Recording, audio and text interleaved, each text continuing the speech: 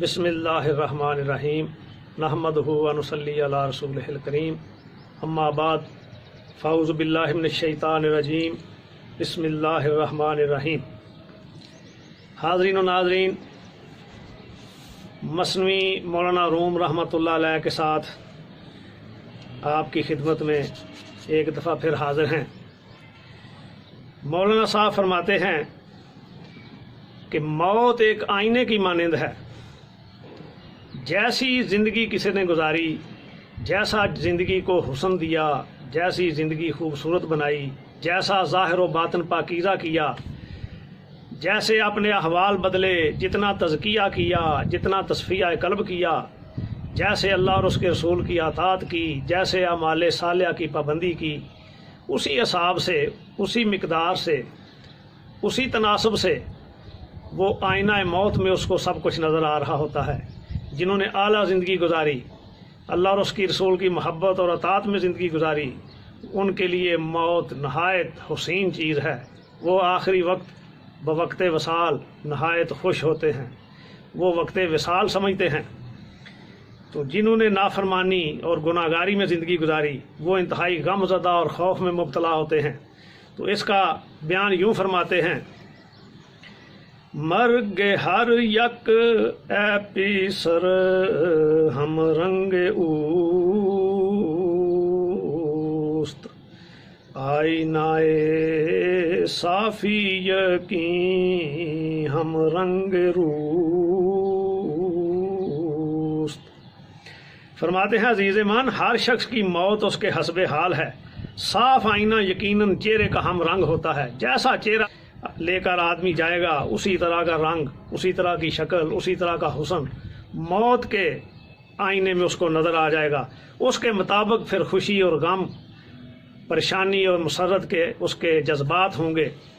تو یہ بنیادی چیز بیان کرنے کے بعد اس کے بعد حضرت بلال حبشی رضی اللہ تعالیٰ عنہ کا وقت وصال، اس کا ذکر فرماتے ہیں کہ حضرت بلال حبشی رضی اللہ تعالیٰ عنہ جب ضعیف ہو گئے تو ہلال کی طرح لاگر ہو گئے۔ تشبیہ بھی کتنی خوبصورت فرماتے ہیں، جیسے ہلال ہوتا ہے باریک اور کرو، اسی طرح حضرت بلال حبشی رضی اللہ تعالیٰ عنہ ہلال کی طرح کمزور ہو گئے۔ تو جب وقت وصال آیا تو بیوی ان کے پاس بیٹھی تھی، اس کو محسوس ہو گیا کہ وقت آخری ہے۔ تو اب وہ بیوی کچھ گفتگو کرتی ہے اور حضرت بلال حبشی اس کا جواب دیتے ہیں۔ آخری لمحات ہیں۔ بیوی کیا کہتی ہے؟ جفت او دیدش بگفتا واہرب،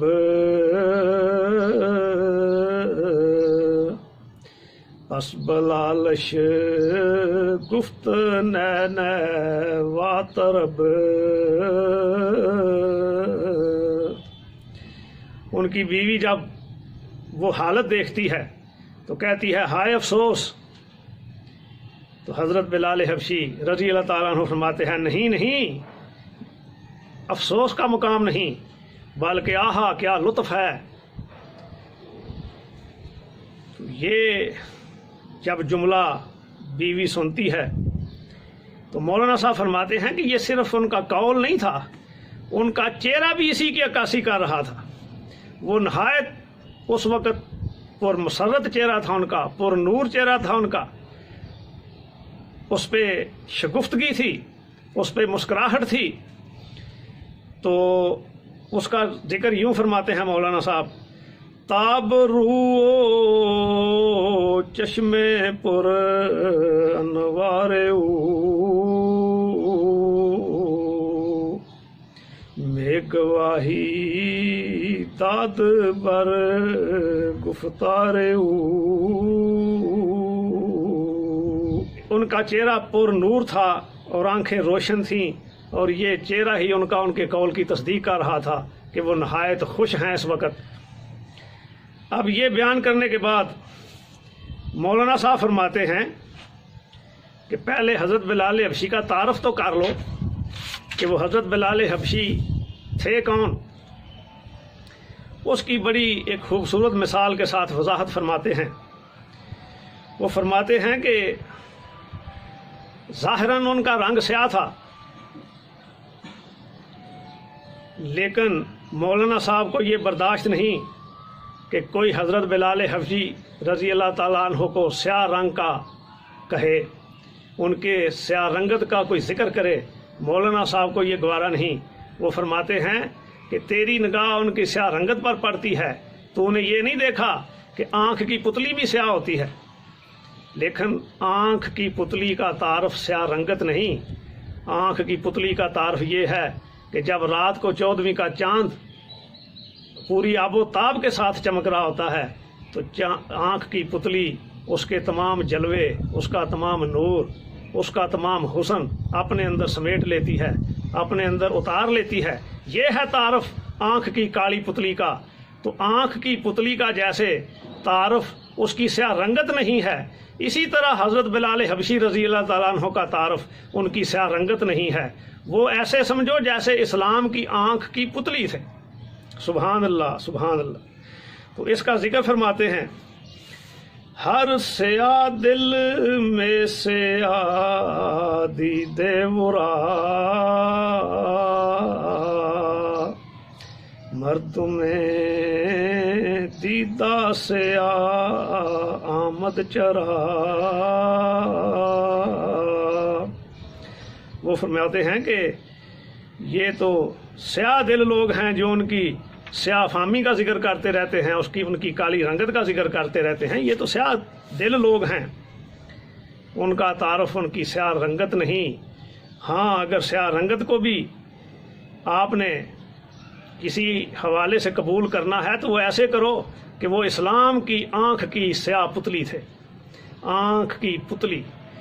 تو ایسی خوبصورت تشبیہ دیتے ہیں اور اس کا ذکر یوں فرماتے ہیں کہ جیسے آنکھ چاند کے تمام جلوے اپنے اندر سمو لیتی ہے اور اتار لیتی ہے، اسی طرح حضرت بلال حبشی رضی اللہ تعالیٰ عنہ نے بھی وہ حسن مصطفیٰ، وہ سراج منیرہ، وہ والضحیٰ واللیل کی شان والے، وہ طٰہٰ اور یاسین کی شان والے، وہ وَأَحْسَنُ مِنْكَ لَمْ تَرَ قَطُّ عَيْنِي وَأَجْمَلُ مِنْكَ لَمْ تَلِدِ النِّسَاءُ کی شان والے، وہ طلعت بدر علینا کی شان والے، اس محبوب کو، اس ماہ تمام کو، اس بدر کامل کو حضرت بلال حبشی نے اپنے من میں اتار لیا تھا۔ ان کے تمام جلوے وہ اسلام کی آنکھ کی پتلی نے اپنے اندر اتار لیے تھے۔ تو حضرت بلال حبشی کا تعارف سیاہ رنگت نہیں، حضرت بلال حبشی کا تعارف کچھ اور ہے۔ تو یہ تعارف ان کا کروانے کے بعد ان کو اسلام کی آنکھ کی پتلی قرار دیتے ہیں۔ اب آگے پھر وہ ان کے وقت وفات جو گفتگو ہوتی ہے اس کا ذکر فرماتے ہیں۔ اب بیوی پھر بولتی ہے، گفت جفتش الفیرا کے خوش خصال، گفت نین الوصال است الوصال۔ بیوی کہتی ہے، اے نیک خصلت شوہر، اب فراق کا وقت ہے۔ حضرت بلال حبشی رضی اللہ تعالیٰ عنہ فرماتے ہیں، نہیں نہیں، یہ محبوب حقیقی کے سال وصال ہے، وصال ہے۔ گفت جفت ام شب غریب میروی، از تبارو خویش غائب میشوی۔ بیوی نے کہا کہ تم آج کی رات پردیسی بن کے جا رہے ہو، قبیلہ اور برادری سے رخصت ہو رہے ہو۔ حضرت بلال حبشی پھر کیا جواب دیتے ہیں، گفت نین بلکہ ام شب جان من،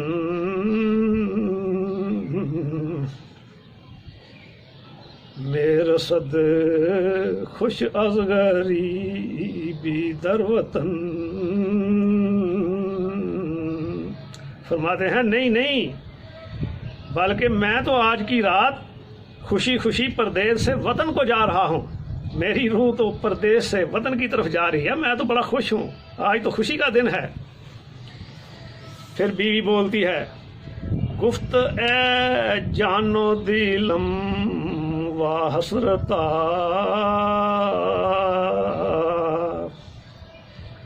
گفت نین جانے من و دولتا.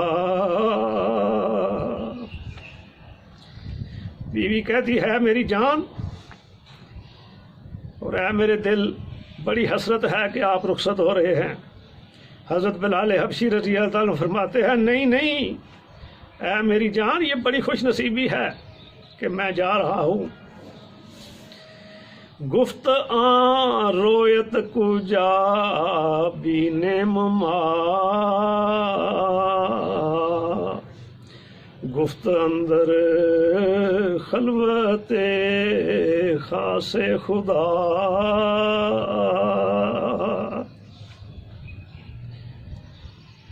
بیوی کہتی ہے اب تمہارا یہ منہ کہاں دیکھیں گے، اب تو آپ جا رہے ہیں. حضرت بلال حبشی فرماتے ہیں میرا یہ منہ اب خلوت خاص میں نظر آئے گا، اللہ پاک کی خلوت خاص میں. گفت اندر خلوت خاص خدا.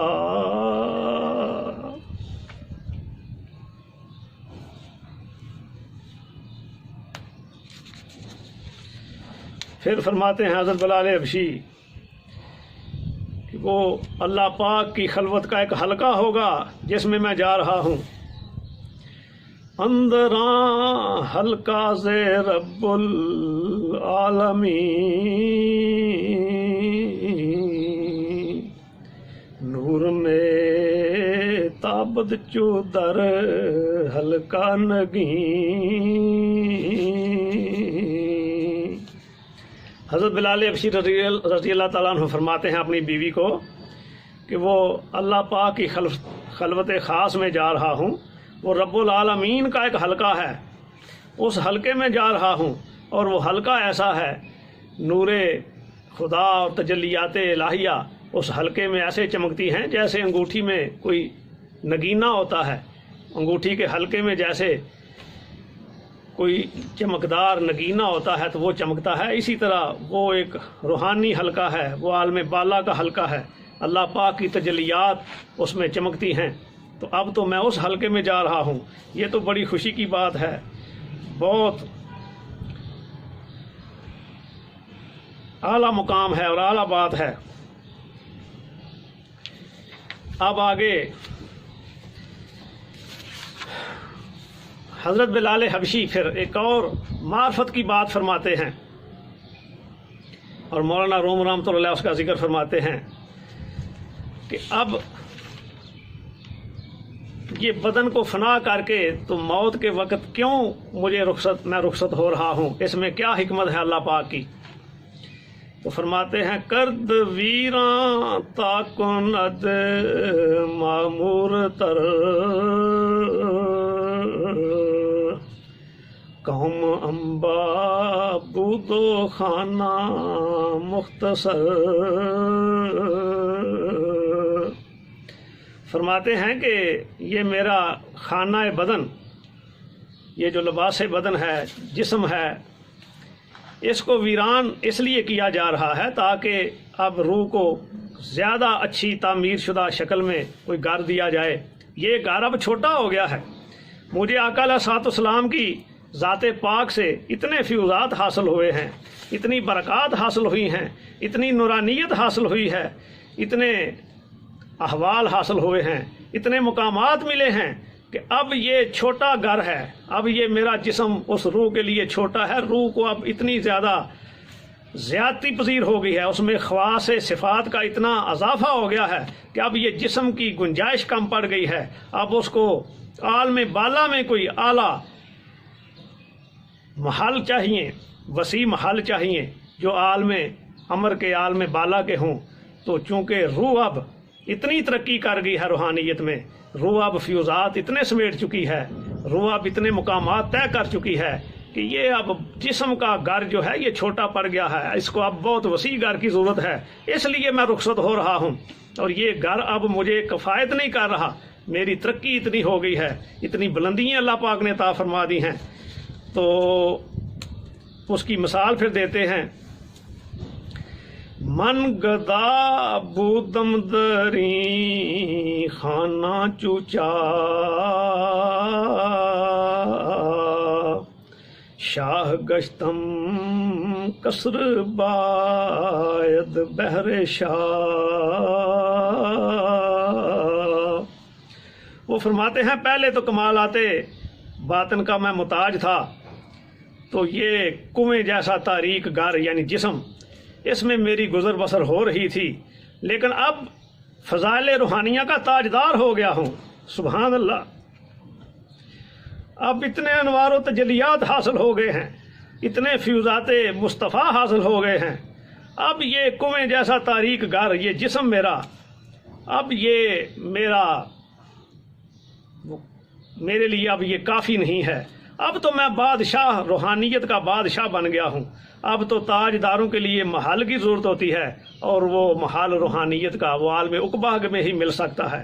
تو اب میں اس محل کی طرف، ان اللہ رب العزت کی خلوت خاص کی طرف، ان حلقہ ہائے نورانیت کی طرف جا رہا ہوں۔ یہ حسرت کا مقام نہیں، یہ افسوس کا مقام نہیں، یہ رونے کا وقت نہیں، یہ پریشانی کا وقت نہیں، یہ تو خوشی کا مقام ہے، مبارکبادی کا مقام ہے، یہ وصال کا وقت ہے، یہ تو مبارکباد دینے کا وقت ہے۔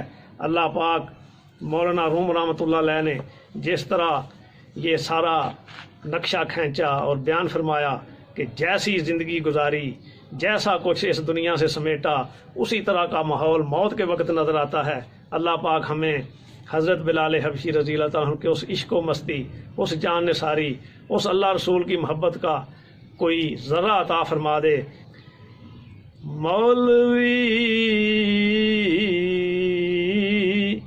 ہرگز نہ شد مولائے روم،